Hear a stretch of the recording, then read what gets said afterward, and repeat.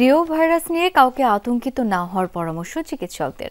তবে সতর্ক থাকতে হবে কাঁচা খেজুরের রস ও পশু পাখির কামড় দেয়া খাবারের বিষয়ে। তারা বলেন, রিও নতুন কোনো রোগ সৃষ্টি না করলেও ঝুঁকি বাড়াতে পারে অন্যান্য রোগে আক্রান্তদের বেলায়।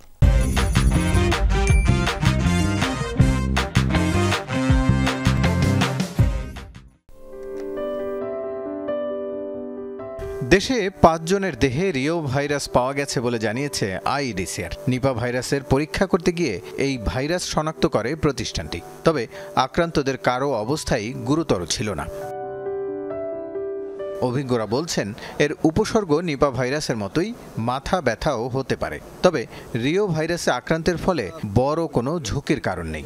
কারো কারো মত, মস্তিষ্কের সংক্রমণ কখনো কখনো বিপদ ডেকে আনতে পারে। শ্বাসতন্ত্রের রোগ বা পেটের পীড়ার রোগের সাথে এটা পাওয়া যায়, এটা নিজে রোগ ছড়ায় না, এটা খুব একটা আমাদের উদ্বেগের কারণ না। তবে খুবই বিরল এই ভাইরাসটা যদি আমাদের মস্তিষ্কের প্রদাহ সৃষ্টি করে। ভেরি রেয়ারলি ওরা কখনো কখনো নিউমোনিয়া করতে পারে, মেনিনজাইটিস করতে পারে, এনসেফালাইটিস করতে পারে। এবং যদি খুব ইমিউনো কম্প্রোমাইজ থাকে, যদি খুব বাচ্চা অথবা বয়স্ক এরকম কেউ হয়, তাদের ক্ষেত্রে হয়তো এই ধরনের কিছু কমপ্লিকেশন করতে পারে।